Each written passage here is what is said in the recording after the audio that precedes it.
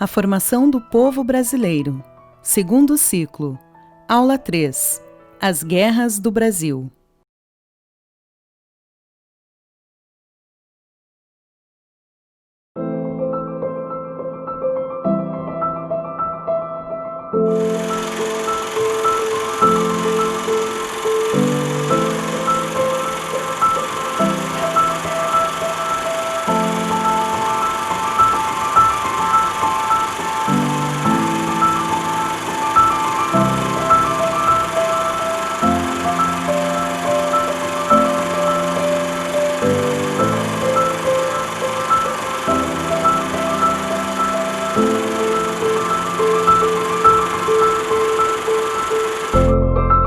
Surgimos da confluência do entrechoque e do caldeamento do invasor português com índios silvícolas e campineiros e com negros africanos, uns e outros aliciados como escravos.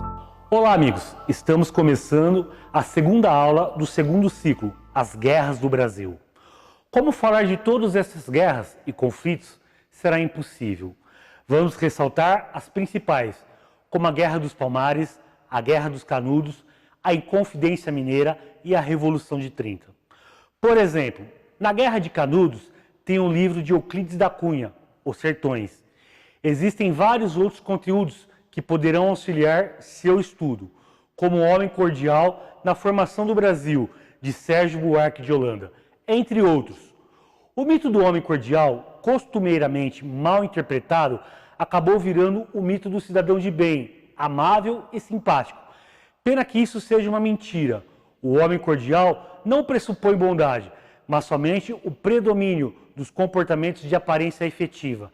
Explica o sociólogo Antônio Cândido. Afinal, a formação do Brasil, explicada por vários estudiosos, inclusive por Darcy Ribeiro, em O Povo Brasileiro, é a história de massacres, desconstrução étnicas, escravidão, submissão e formação de uma elite hipócrita e violenta.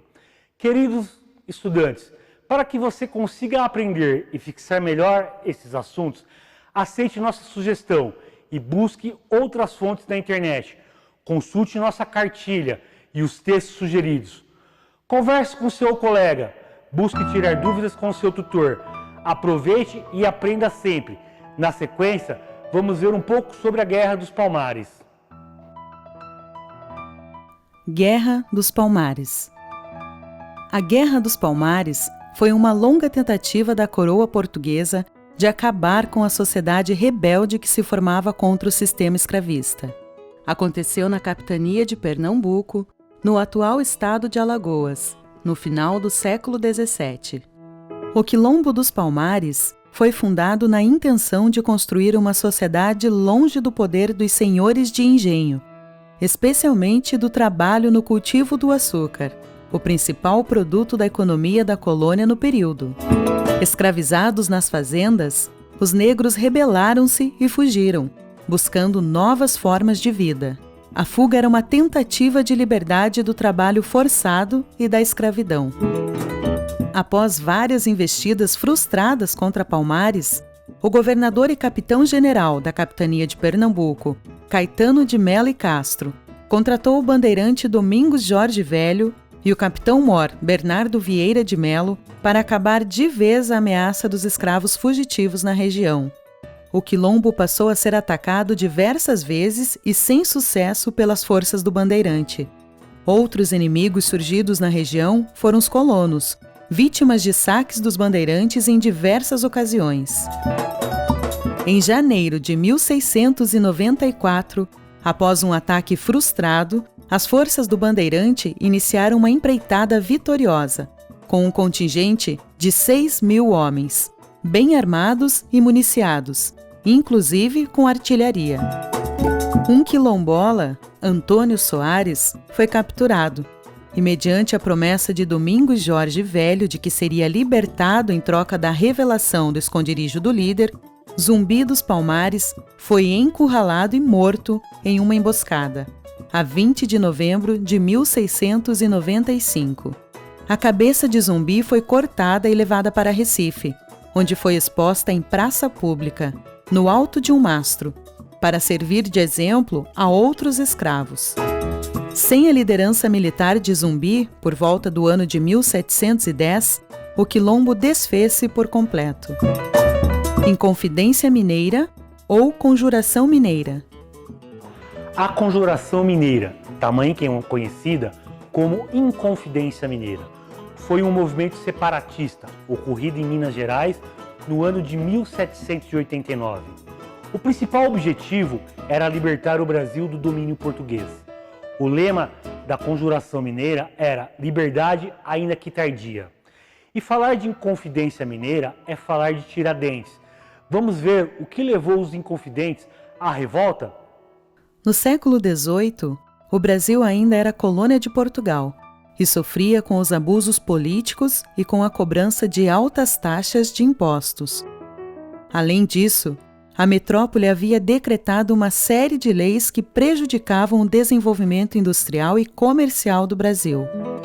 No ano de 1785, por exemplo, Portugal decretou uma lei que proibia o funcionamento de indústrias fabris em território brasileiro. A conspiração de uma pequena elite de Vila Rica, atual Ouro Preto, Minas Gerais, contra o domínio português aconteceu em 1789. Fizeram parte desse grupo religiosos, intelectuais, fazendeiros e militares. Nesse grupo estava o alferes Joaquim José da Silva Xavier, o principal líder do movimento. Principais integrantes da Conjuração Mineira, inconfidentes. Além de Tiradentes, Joaquim José da Silva Xavier, que era alferes, minerador e tropeiro, também fizeram parte do grupo. Inácio José de Alvarenga Peixoto, advogado, Tomás Antônio Gonzaga e Cláudio Manuel da Costa, poetas, Francisco de Paula Freire de Andrade e Francisco Antônio de Oliveira Lopes, coronéis, Oliveira Rolim e Carlos Correia, padres. Principais causas. As principais causas que levaram à Conjuração Mineira foram: a derrama. Era um imposto aplicado a Minas Gerais a partir de 1751, onde deveria mandar 1.500 quilos de ouro para Portugal. Caso não conseguissem pagar, os soldados entravam nas casas das pessoas para confiscar bens até completar o valor devido. A exploração política e econômica que Portugal exercia sobre o Brasil e a proibição da instalação de manufaturas no Brasil. Objetivos principais. Os objetivos que levaram os inconfidentes a lutar foram: o Brasil deixar de ser colônia de Portugal, implantação de uma república no Brasil, liberação de implantação de manufaturas no Brasil e a criação de uma universidade pública na cidade de Vila Rica. A questão da escravidão. Alguns inconfidentes eram contrários à abolição da escravidão e queriam a independência sem transformações sociais de grande impacto. Outros inconfidentes, entre eles Tiradentes, eram favoráveis à abolição dos escravos. O fim da Conjuração Mineira. Em troca do perdão de suas dívidas com o governo, Joaquim Silvério dos Reis delatou o movimento ao governador da província. Os inconfidentes foram presos e condenados, enquanto Tiradentes foi enforcado e teve seu corpo esquartejado. Os outros foram exilados na África. Guerra de Canudos. A Guerra de Canudos, também conhecida como a Revolução-Insurreição de Canudos, foi um conflito ocorrido entre o movimento popular e o Exército da República Brasileira na comunidade de Canudos. É tida como um dos principais conflitos que marcaram o período entre a queda da monarquia e a instalação do regime republicano no Brasil. Foi um conflito no sertão baiano, ocorrido em 1896 e 1897, que terminou com a destruição do povoado de Canudos, daí o nome da guerra. Houve várias batalhas entre tropas do governo federal e um grupo de sertanejos, liderados por um líder religioso, Antônio Vicente Mendes Marcial, o Antônio Conselheiros, que viveu entre 1828 e 1897. Na época, a população miserável da região juntou-se ao Beato Conselheiro, que havia passado anos pelo sertão pregando uma mistura de doutrina cristã e religiosidade popular. Em 1893, os sertanejos fundam o Arraial de Canudos, um povoado muito pobre que chegou a ter 5.000 casas e de 20 a 25 mil habitantes.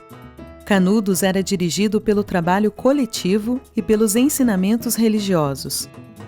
O movimento criticava a República e contestava as inovações surgidas com ela, como o casamento civil. As relações do povoado com o governo começaram a ficar difíceis em 1893, quando os moradores revoltaram-se contra a cobrança de impostos e queimaram documentos emitidos pelo governo.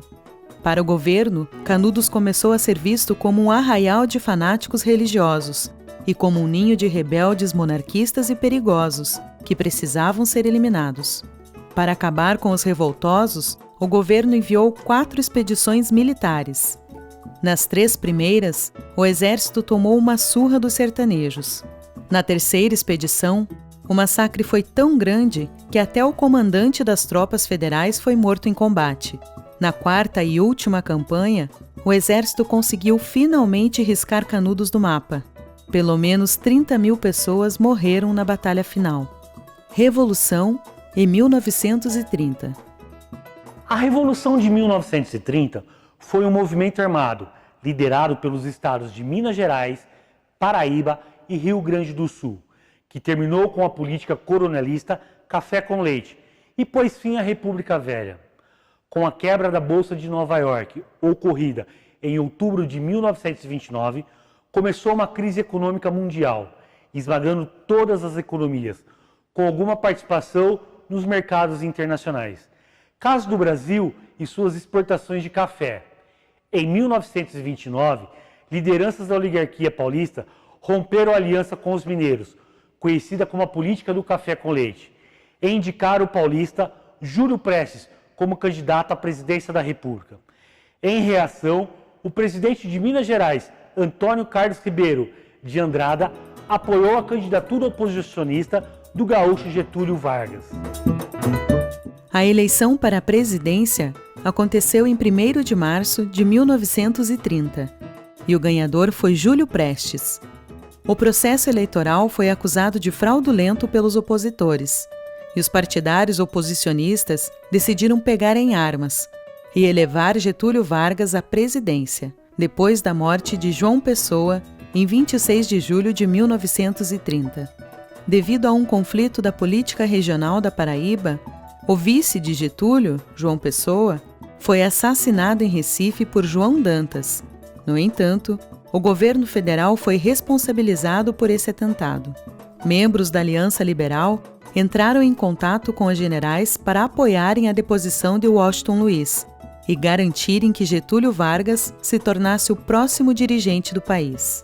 Em 3 de outubro de 1930, a Aliança Liberal iniciou as incursões armadas.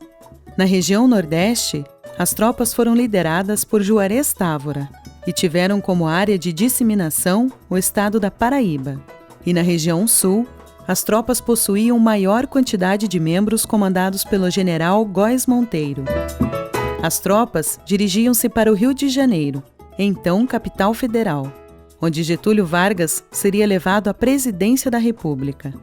Nesse processo, uma junta provisória militar depôs o Washington Luiz e assumiu o comando do país em 24 de outubro de 1930. Quando Getúlio Vargas chegou com as tropas ao Rio de Janeiro, em 3 de novembro de 1930, a junta provisória lhe transferiu o governo. Assim, iniciou o governo provisório e a era de Getúlio Vargas. Enfim, a luta de classes tomava um novo entendimento.